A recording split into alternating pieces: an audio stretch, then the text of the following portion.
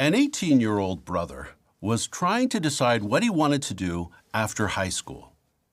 He was raised in the truth, and in his heart, he wanted to be a pioneer.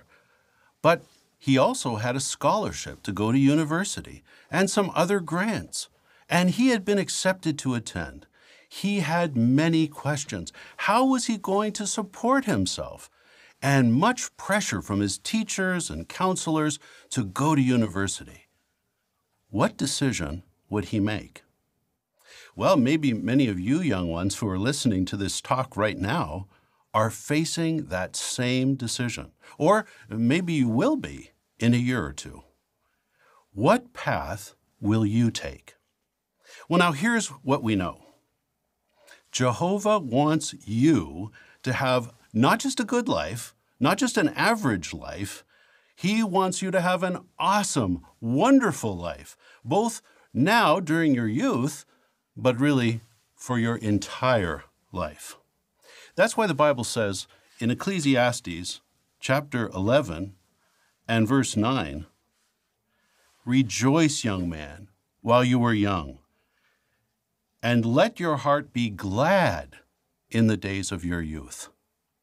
Well, many young people have found real joy and peace by choosing a career in the full-time service. But do you remember that 18-year-old young brother who was trying to decide which path to take? Well, that was me some years ago. I'm so glad that with the help of Jehovah and my parents and other mature friends in the congregation, I made the decision, just like so many other brothers and sisters around the world, to turn down that scholarship, to give up university, and go directly into the full-time service. That is a decision that I have never regretted. That is a decision that I will never regret.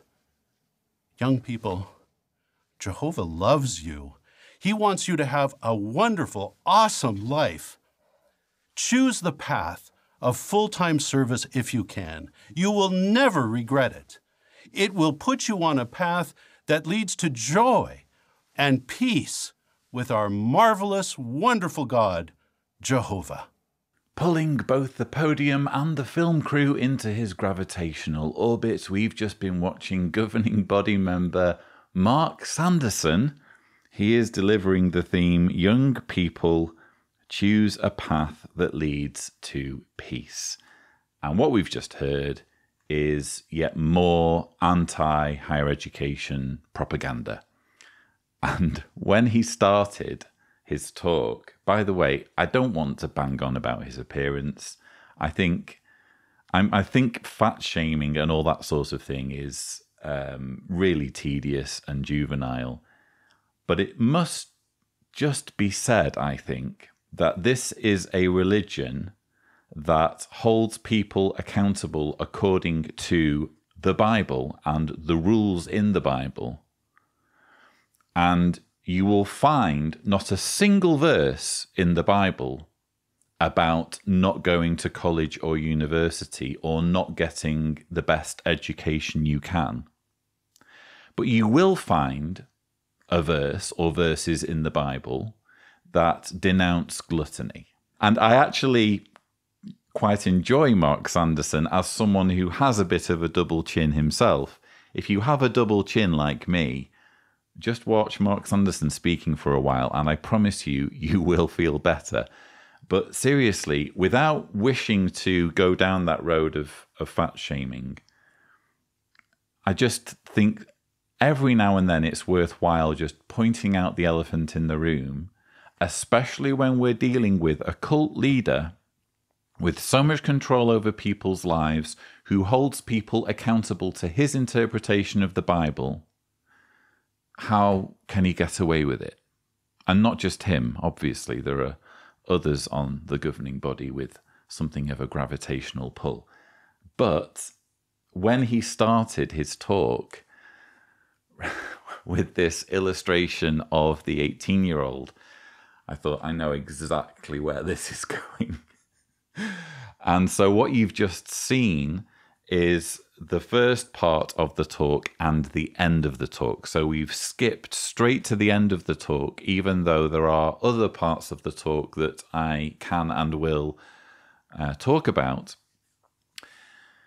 He's using his personal experience of turning down university and using that to manipulate an entire generation of young Jehovah's Witnesses. In my view, he is openly bragging. He is openly and blatantly trying to impress people with how clever he is.